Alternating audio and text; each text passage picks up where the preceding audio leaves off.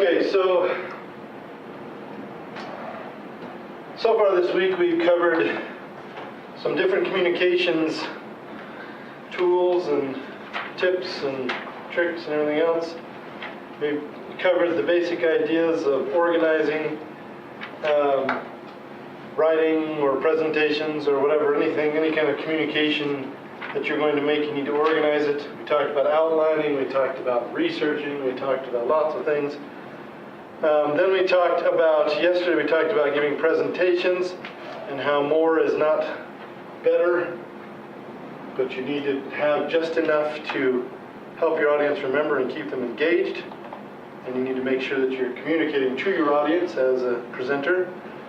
And then the last part of this chapter, which is the last part of the book that we're going to cover in this class, before we just go all out projects, is the writing portion, which of course is what your homework is almost exclusively about. So, 6.3, section 6.3, they go through lots of things. They talk about organization again, they talk about outlining again. Very similar to what we covered before on the websites that we looked at and other places.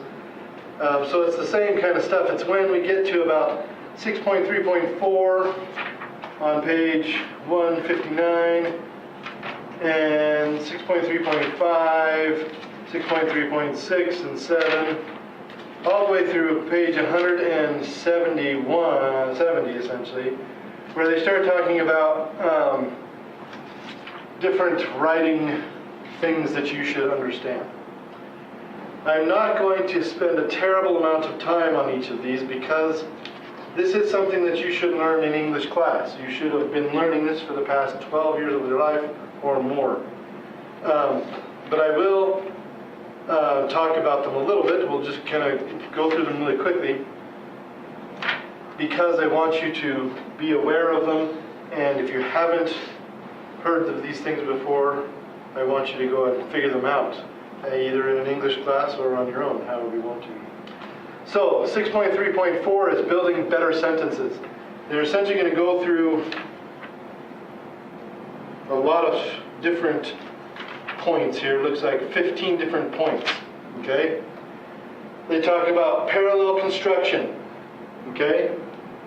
When you're comparing things, use a similar sentence construction. When you have two sentences that are comparing, simple, okay?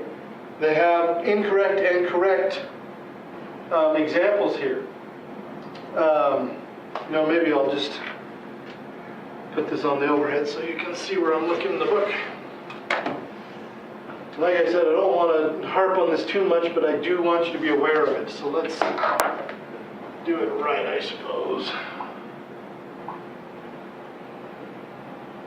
And this kind of stuff is the stuff that is in your homework on those super long problems, so.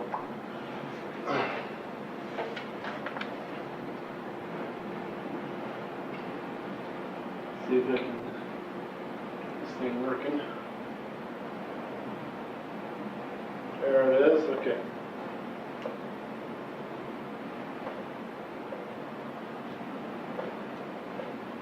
Woo. Okay, so in this first one, page 159 here, you can see that we've got a couple of different examples where they're comparing things. Scientists acquire knowledge, and engineers are concerned with applying knowledge, right? And they say that's incorrect, where the correct would be scientists are concerned with acquiring knowledge, whereas engineers are concerned with applying knowledge, right? What is the difference? In this first one, scientists acquire knowledge. They're using what is called the active voice. So they're using a single verb to explain what scientists do. They're using the verb acquire. Here, they say engineers are concerned with applying. There's three verbs there. There's the verb to be, concerned, and applying. So the sentence structures are very different because they're using active voice in one and the passive voice in the other. Another example here is civil engineers build roads, building construction, and waterworks planning, right? That's incorrect, whereas the correct one is civil engineers build roads, construct buildings, and plan waterworks. What's wrong? What's the difference between those two?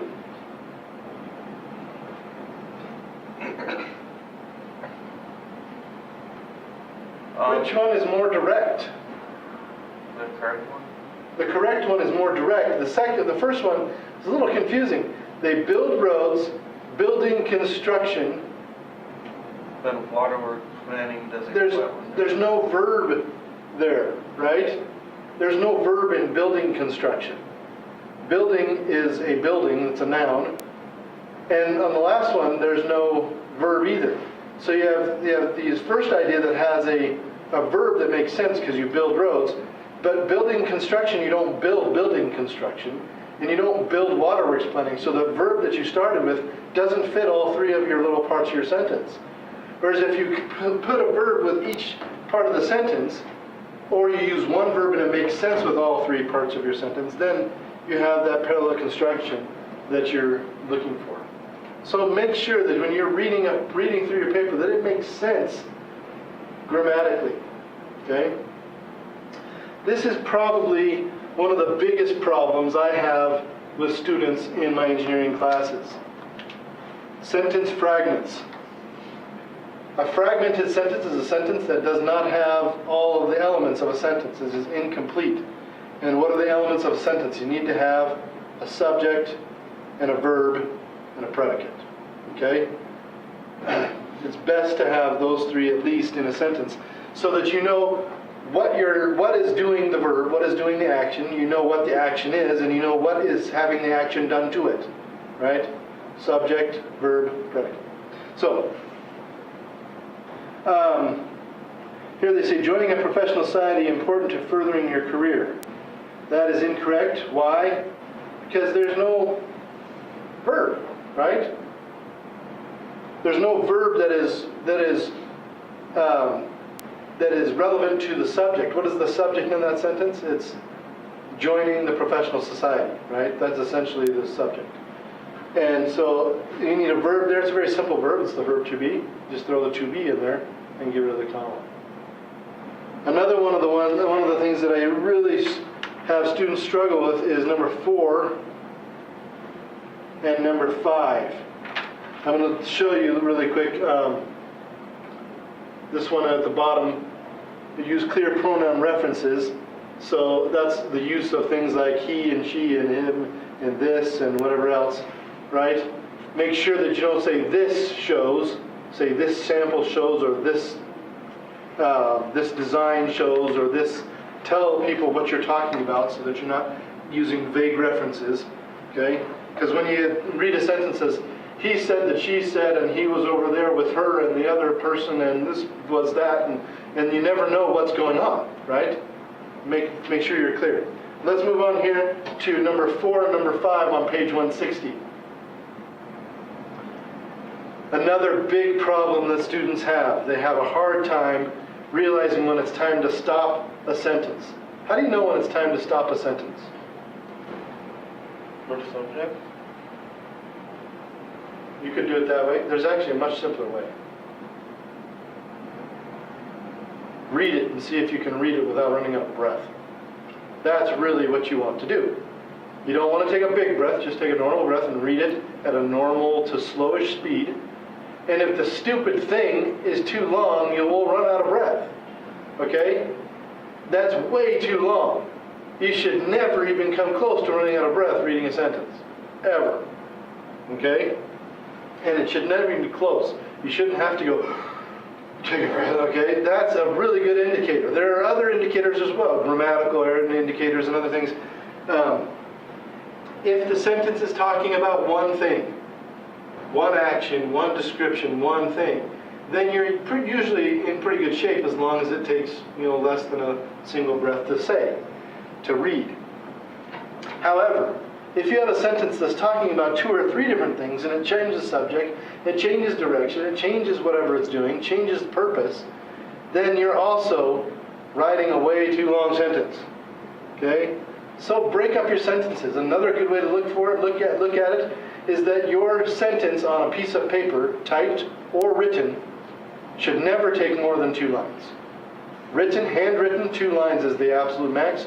Typed, more like a line and a half is the absolute max for a single sentence. Okay?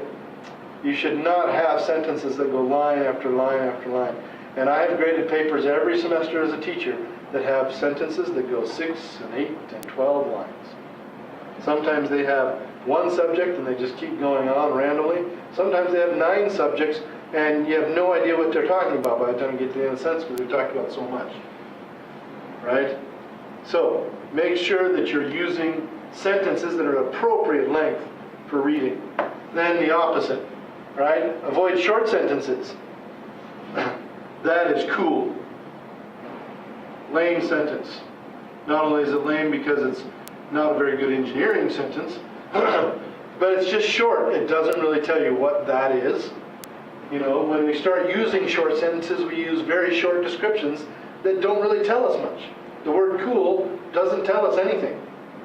It's not technical. It gives us no real information. It just tells me you think it was cool, which is not a valuable piece of information by any means, right? The problem with writing in engineering is that a lot of the rules, a lot of the things that make creative writing in English or narrative writing in English, a lot of the things that make that kind of writing great are crap in engineering. They work not at all in engineering. Okay? So you kind of have to throw some things out the window. And short sentences, long sentences, those things can be used more readily in English than they can in engineering.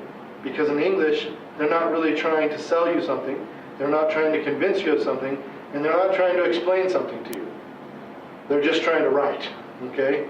So we have a much different mission. We have to actually make a difference in the world without people having to try to figure it out 200 years later, right?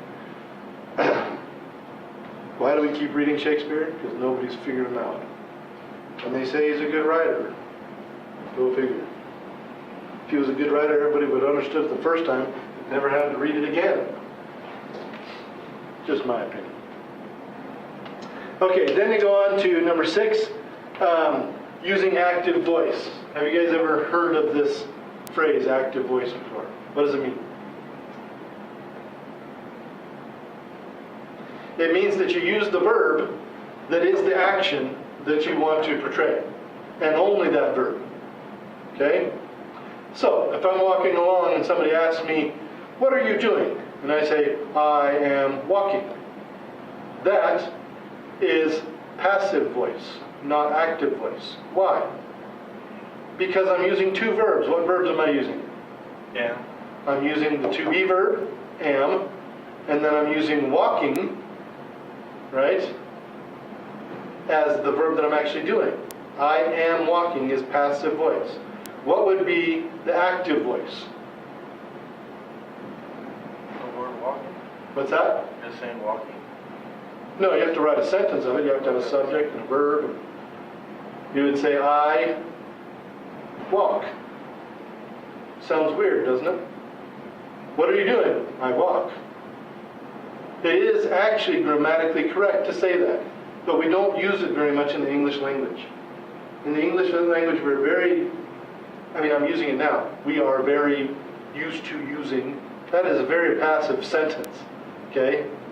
Because that's just what we do. We've done this for maybe 100 years or longer, but if you go back and talk to somebody 200 years ago in England, they would not necessarily use the same kind of language we do. You would have a hard time getting used to it because they used active voice a lot more.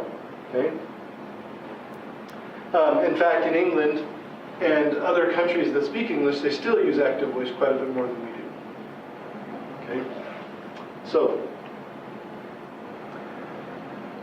next one is avoid vague words. This is number 7. Avoiding vague words, right?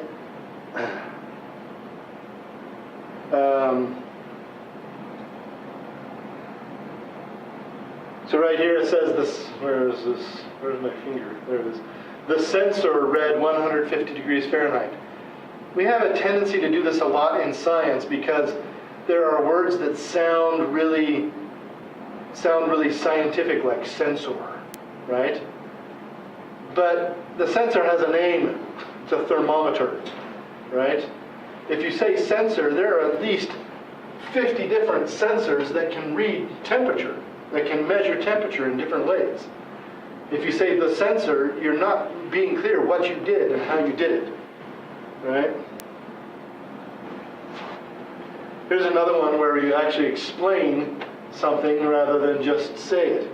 The community suffered through a period of economic troubles, right? That's what you would read in a book that's trying to explain to people that it was hard. This is what you would see in a book on economy, the science of economy, right? For 5 years, the community had over 10% unemployment.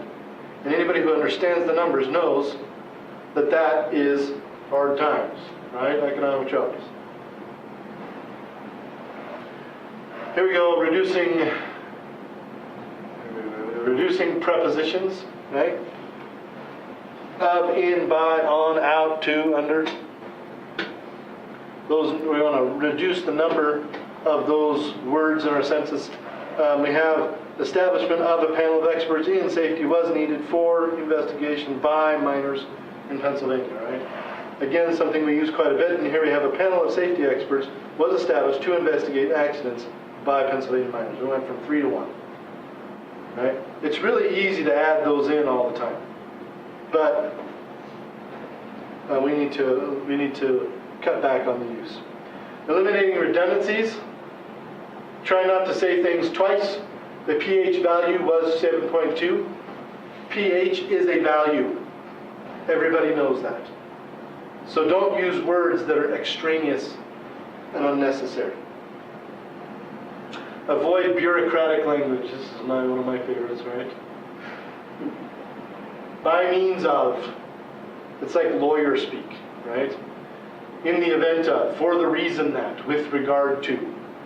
Why? Why do we want to do this? Yeah, those are dark. It's obvious in the chart.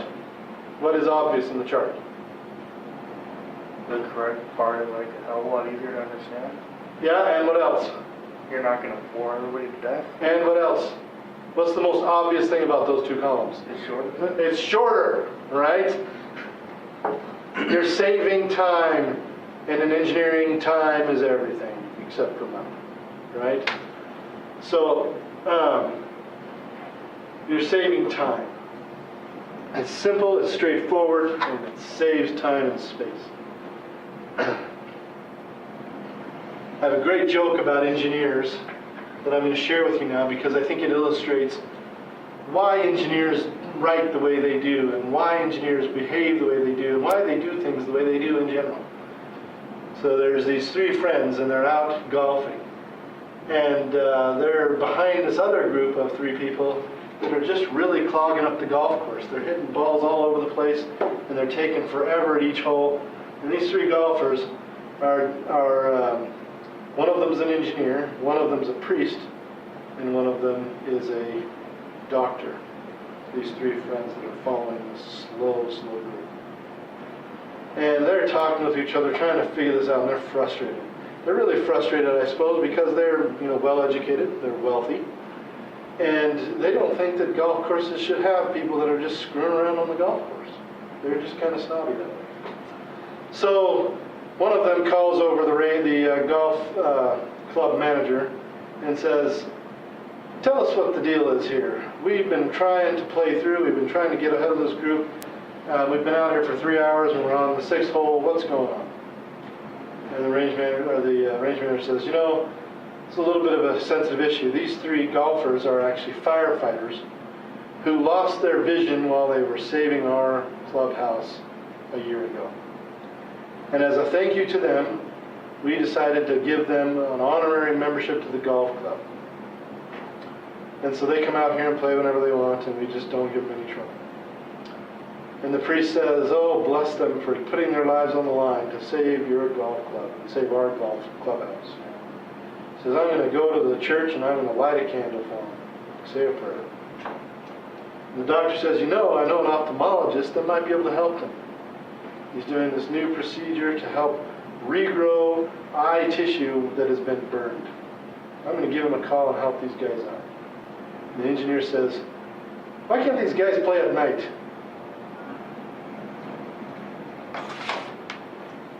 Obviously, you guys aren't getting it. The engineer looks for the pragmatic solution. Blind firefighters can play golf any time of day. Why are they in my way, right? If they can't see now, it would make no difference for them to play when I can't play at all. But that's how engineers think, and that's how they write. They want no nonsense. They want no business, nothing. They don't want nothing to do with anything that's going to slow down the process or mess up the process.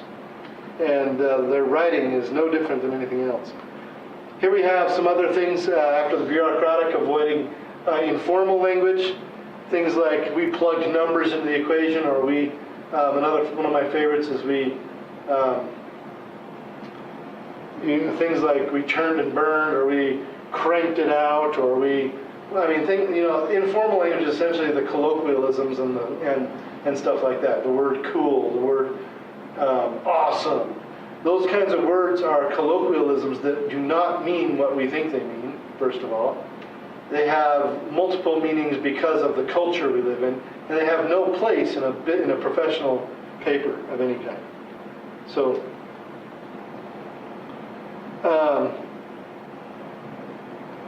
also, here we have contractions. We mentioned that, I think, the other day. Can't rotate, right? Contractions are generally considered casual language, so we write without contractions, cannot. Pompous language, right? Prior to. That's very pompous. It's considered just kind of uppity. Another one is, what's another good one? Personnel, terminate. They got a few of them here. Anyway, avoid sexist language, right?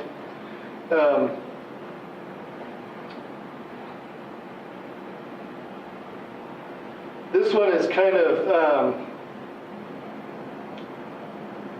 this one is a little bit goofy, I think. They say here to avoid sexist language, and what they're essentially saying is don't always just use he when you're talking about people, right? That used to be the common thing to do. I actually don't really like any of the alternatives that they're giving except for the last one, which is to just say they, right? Excuse me. You use the word they right there. You use it as a plural and as a singular often. And I even think that that's kind of a little bit crazy at times as well. Generally, when I'm writing a paper that involves me to talk about somebody doing something, I will use the word the researcher, the engineer, the designer, something like this, to be very specific with them without any kind of sexual differentiation. It's obnoxious, I think, honestly, but some people are extremely sensitive about it. And it's just unfortunate that people can't grow up, but it's just a fact of life. Avoid dangling modifiers, right? Here we have, shirt's in the way here. Dangling modifiers, we have the word, for example, canceled.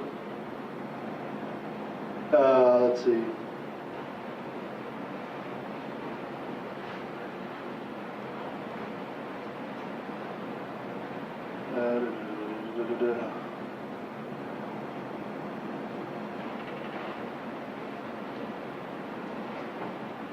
Okay, so in this incorrect sentence at the beginning, I'm not sure if there it is. In this incorrect sentence at the beginning, we have this phrase, determining the experiment to be a failure, the entire project was canceled. But the determining is a verb that is supposed to be describing what the subject is going to do, but the subject is not the project, because the project didn't do any determining, right?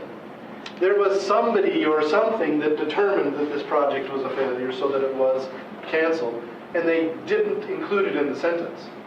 And that's what they call dangling their modifiers, okay?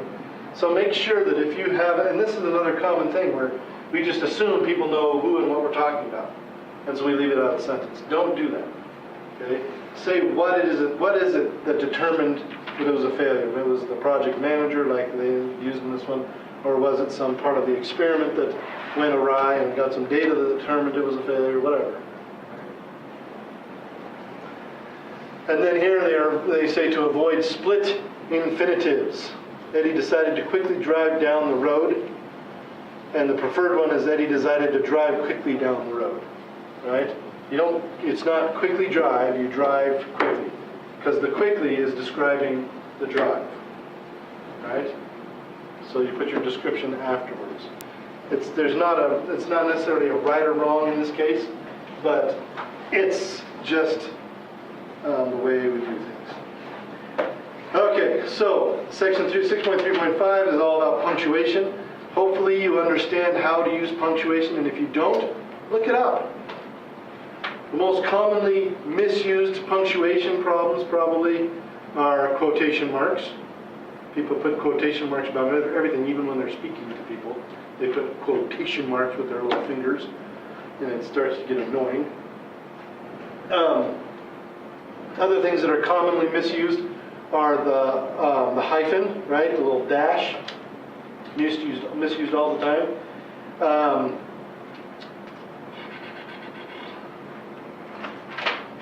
A lot of people leave commas out quite a bit. But I think probably quotation marks and hyphens are probably your most commonly misused things out there. Another thing that people just leave out and don't realize they should use are colons. When they're introducing a list of something, you should use a colon on the previous sentence before the list comes, and then you complete the sentence later. But make sure that you understand how to use those. There's a gazillion rules for using punctuation. Also remember that you capitalize at the beginning of a sentence. Another thing that people kind of leave off in this texting world. And then 6.3.6, which is word demons, right? Word demons are words that have similar spellings, similar sounds, even similar meanings, but they are not the same words. So let's take a look at these right here. Effect, effect, and effect, right? This one is commonly misused, misspelled. Effect, the noun, is a result. What is the cause and effect, right? The effect, the verb, is when you are affecting something, right? It's to cause or to bring something about. So I effected this result, right? And then to affect is so similar to effect, the verb. It's also a verb, but it means to act upon. So if you effect a result, that means you made something happen. If you affect a person, then you're doing something to them. Okay? So close in their meanings. And they're also very close in their sound and their spellings. So, compliment and complement. There we go. Compliment with the I is to praise. Complement is to complete or balance. And there's another word that is complement in engineering used quite a bit, which is it's also with an E, I believe, a complement. But it is a part, an integrated part. So that's another problem. Continuous and continual, right? This is something in mathematics, science, and engineering you have to understand the difference, because we use these words quite a bit. If something is continuous, it never stops. If something is continual, it happens again and again and again. Not the same thing, right? Something that is continuous, for example, is the rotation of the Earth, right? Started a long time ago, and it's not stopped. It's continuous. Something that is continual is the sunrise. It happens again and again and again every day, right? However, the sunrise isn't always happening. It just happens again and again and again and again, okay? Datum and data. Another thing that we mix up a lot in engineering. A single piece of information is called a datum. So if you measure the temperature and it's 86 degrees, that is datum. If you measure the temperature many, many times or throughout the course of an entire day or whatever, that is called data. Fewer and less. Okay? Fewer is essentially used with things that you can count. Okay? So if I have fewer cats than somebody else, that means I have 8 cats and they have 20. Less is used with something that you cannot count. What do you mean? Well, you cannot count temperature, right? You cannot count, so for example with temperature you would say it is less hot in North Platte than it is in Arizona, whatever, right? It is less hot, so it is less because you can't count temperature. You don't say I have 5 or 6 temperatures. You don't even count degrees because you can have fractions of degrees, right? So fewer and less, there's a big difference there. Further and farther, right? Farther is a greater physical distance. It has to do with how far you go. That's why it's farther, right? Further is when you are, that one is often used with further apart, for example. We have opinions that are further apart than they used to be, right? So if something is farther apart, it is actually a bigger distance, a bigger distance apart from. If it is further apart, then it is not something that is measured by distance, but measured by an idea. Okay. IE and EG, another couple of things that people misuse all the time. IE is an abbreviation of the Latin id est, which is that is to say, right? So it's another, when you're using IE, essentially you're reiterating something in different words, right? So I am the best student in my class, i.e. I'm the valedictorian, right?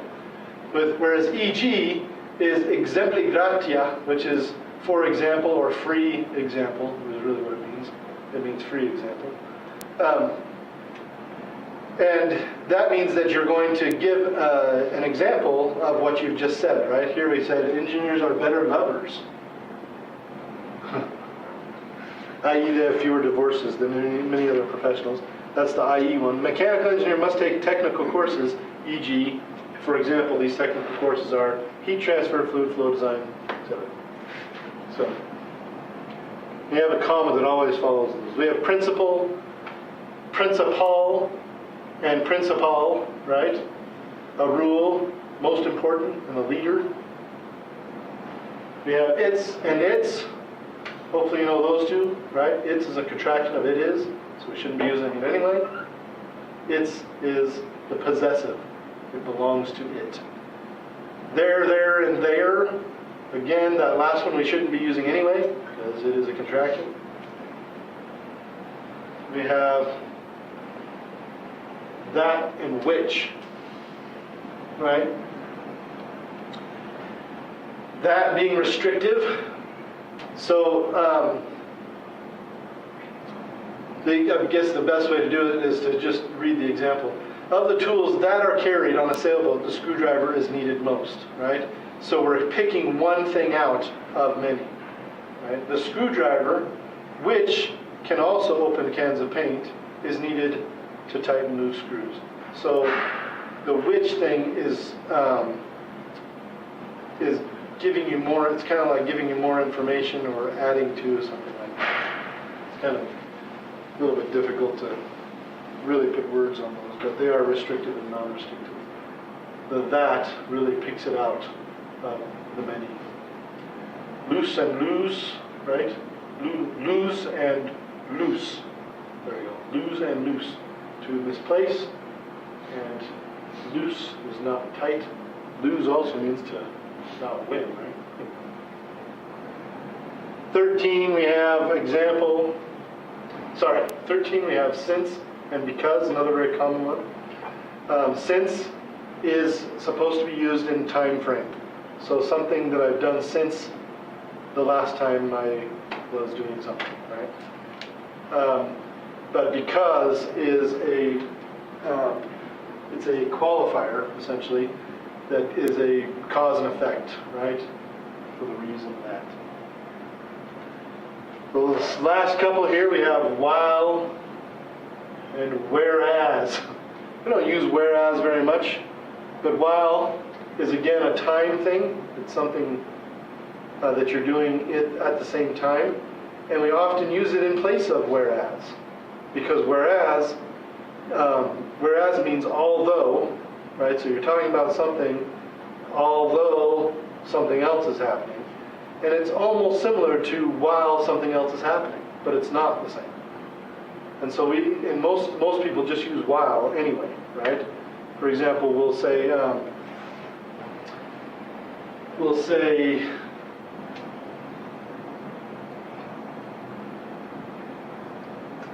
let's take a look at their example.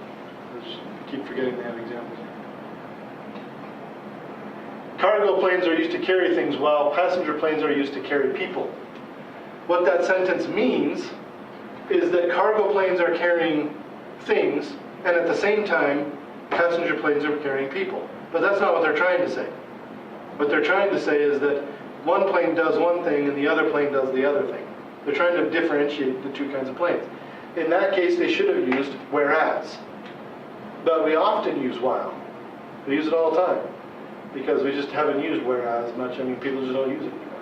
Very few English teachers even get that right. So that's not uncommon at all. Then we have respectively and respectfully. Respectively and respectfully, right? Respectively is again another time thing. It's in the same order or in the order that we've just laid out. Respectfully means that you have respect for it. You're showing respect. The very last thing I'm not going to really,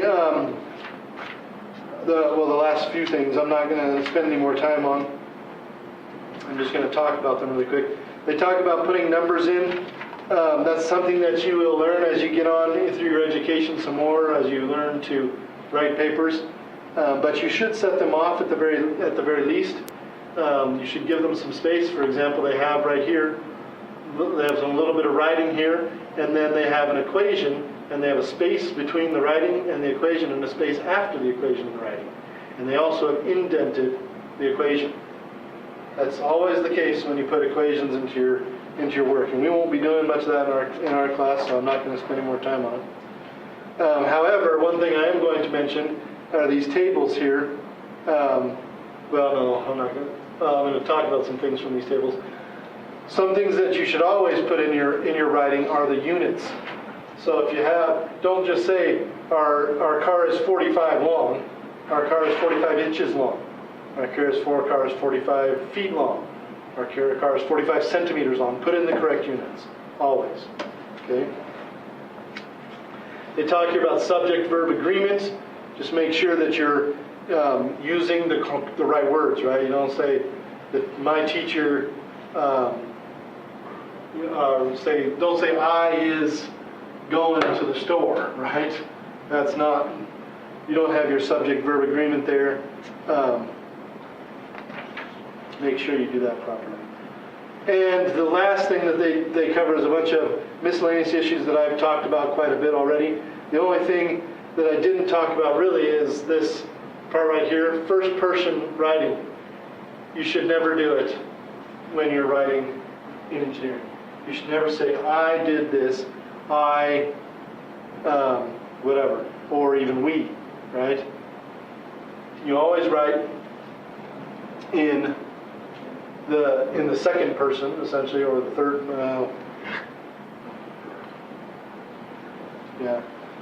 Essentially, you're going to write it as if you're observing it, and you're not doing it yourself, right?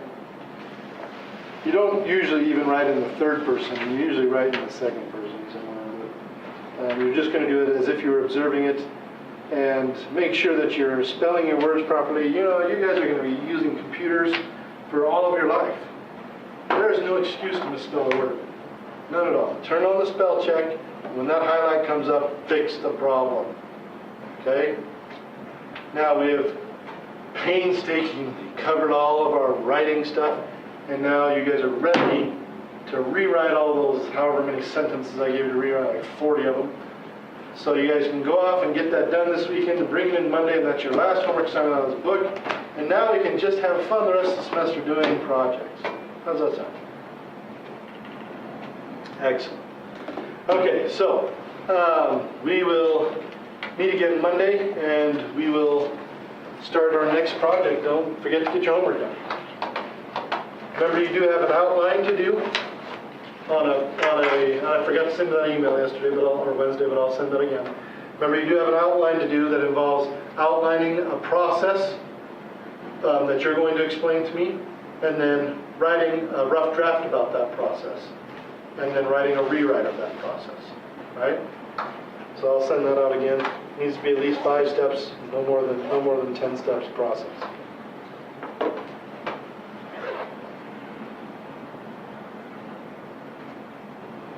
And we're done. Forget about that assignment.